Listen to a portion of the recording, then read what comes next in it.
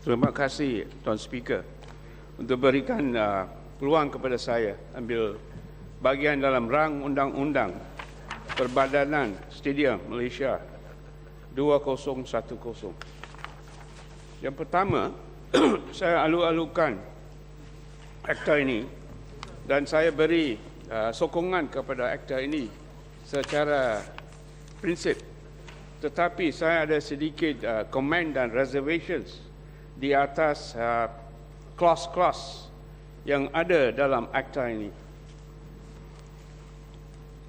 Saya suka bagi tahu,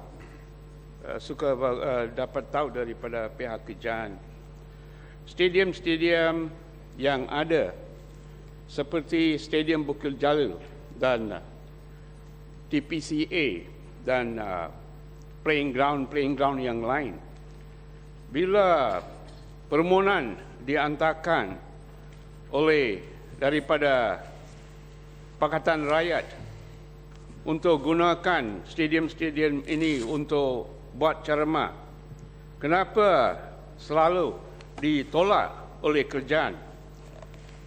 Ini ialah satu tempat awam dan satu tempat untuk gunakan rakyat dan binakan wang daripada public funds dan wang rakyat. Saya tidak boleh faham kenapa permohonan-permohonan diantarkan oleh parti-parti Pakatan Rakyat bila kita mau gunakan stadium-stadium, permohonan ditolak. Di atas isu-isu dalam akta ini, saya suka bagi sedikit pandangan daripada Negeri Sembilan. Oleh sebab ada banyak development dan banyak commercial buildings dibinakan di tempat seperti Negeri Sembilan dan juga banyak housing scheme yang baru, banyak padang-padang, playing field dan tempat-tempat awam sudah diambil balik oleh kerajaan dan pihak swasta untuk buat commercial building dan bangunan-bangunan yang baru dan housing scheme yang baru.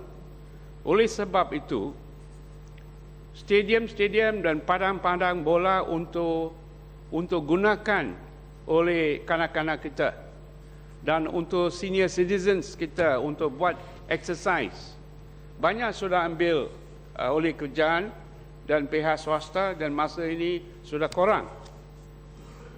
Lain daripada itu, saya suka cakap sedikit, sudah suka bagi sedikit komen di atas clause-clause dalam akta ini. Walaupun saya bagi sokongan, di bawah di akta ini ada clause-clause yang saya suka berikan sedikit komen. Yang pertama, Tuan Speaker, saya suka buat komen di atas clause 6. Mengikut clause 6 ialah komiti ini, perbadan, ada satu pengurusi to be appointed by the minister. Bila saya baca akta ini dalam semua section, saya lihat banyak kuasa diberikan kepada menteri saja. Dan saya ingin ini tidak satu polisi yang baik. Seperti di clause 6 dikatakan pihak-pihak yang dalam badanan ini ialah di appoint oleh menteri. Dan kalau kita lihat clause 6 dalam akta ini, katakan dalam clause 6C, 5 wakil daripada kerajaan pusat, clause D, 5 lagi dipilih oleh menteri, dan 5 orang dipilih oleh menteri daripada sports organisation. Apa salah jikalau kita pilih satu ahli untuk board ini daripada ahli-ahli parlimen daripada Barisan Nasional dan satu ahli parlimen daripada Pakatan Rakyat? Di sini ada banyak ruang dan saya berharap menteri yang berkenan boleh semak balik section-section dalam akta ini. Lain daripada itu, saya menarik perhatian Tuan Speaker kepada clause 13. Dengan izin, the Perbadanan will furnish to the Minister and such public authority as may be specified by the Minister such returns, reports, accounts, information, etc., etc. Di sini saya cadang, Perbadanan ini berikan satu laporan kepada Dewan Rakyat Yang Mulia ini tiap-tiap tahun, seperti report oleh MACC tiap-tiap tahun, atau satu laporan Auditor General kepada Dewan Rakyat ini, Dewan Yang Mulia ini. Kenapa semua dalam menteri saja? Saya harap menteri boleh semak balik Section 13. Lain daripada itu, Tuan Speaker, saya menarik perhatian Tuan Speaker kepada clause 14. The financial arrangements dalam akta ini saya tidak sokong. Ada banyak clause. The financial arrangements given in this act is very loose dan bahaya and dangerous. Di bawah Section 14(3), Perbadanan may delegate to the chairman the authority to sanction expenditure from the fund. Bila kita bagi kuasa kepada satu orang saja, di mana-mana undang-undang, di mana-mana akta-akta, bila kita berikan kuasa kepada satu orang saja, it is open to misuse and abuse.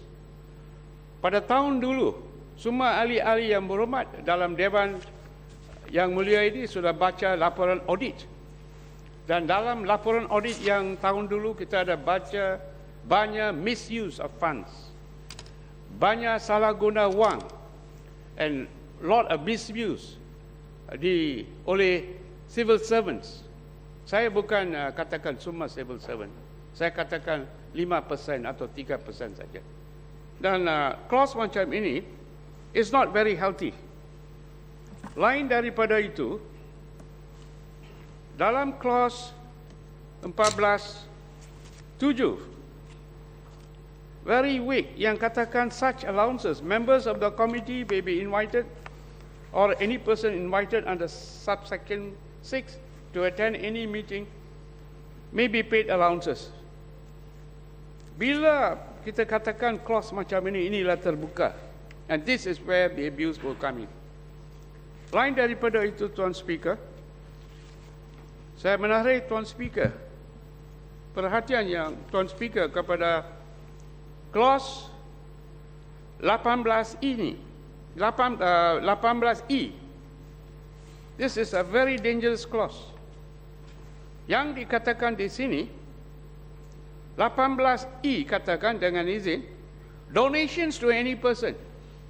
Does it mean the board can give donations for 10 million, 5 million, 20 million, 30 juta, 100 juta? This kind of clause is open to abuse. Where is the check and balance? Bila kita taruh clause macam ini, mesti kita ada check and balance.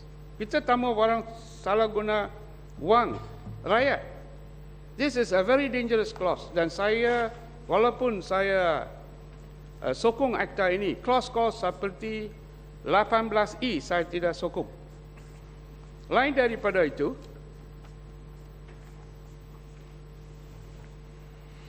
another very dangerous clause, Tuan Speaker, ialah clause 26.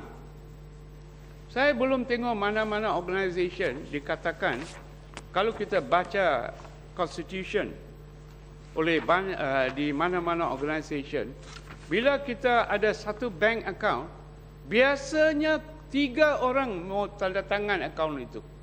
The minimum ialah 3 orang. Pengerusi, setiausaha, treasurer. Ini secara satu contoh saja. Tetapi tengok ini clause 26. To be signed by one person. This is ridiculous and dangerous. This is the wang of the rakyat. kita akan kira every cent in the fund. Dalam clause 26 dia kata bank account, the perbadanan shall open and maintain an account or accounts with such banks in Malaysia as the perbadanan thinks fit, and every account shall be operated as far as practicable by a check signed by any person. I don't think this is very good. Kalau kita kata kita bagi kuasa kepada any person atau satu orang saja, this is not good management of public funds. Lagi satu clause ialah 29. Apa tujuan akta ini? Tujuan akta ini is to manage the stadiums and the fields, playing fields dalam negara kita. Kenapa kita mau bagi kuasa untuk buat investment? Saya tak boleh faham. Look at clause 29. Dengan izin. Clause 29 kata, the monies of the perbadan shall, insofar as they are not required to be expended by the perbadan under this act, be invested in such manner as the minister and the Minister of Finance may approve. EPF ada kuasa untuk buat investment di United Kingdom. Tapi kenapa kita mau bagi dia peluang untuk buat investment? Tujuan dalam akta ini bukan untuk buat investment. Tujuan dalam akta ini untuk jaga stadium-stadium. Saya harap menteri yang berkenan boleh sembah balik akta ini dan berikan pindahan-pindahan yang sesuai kepada akta ini. Terima kasih, Tuan Speaker.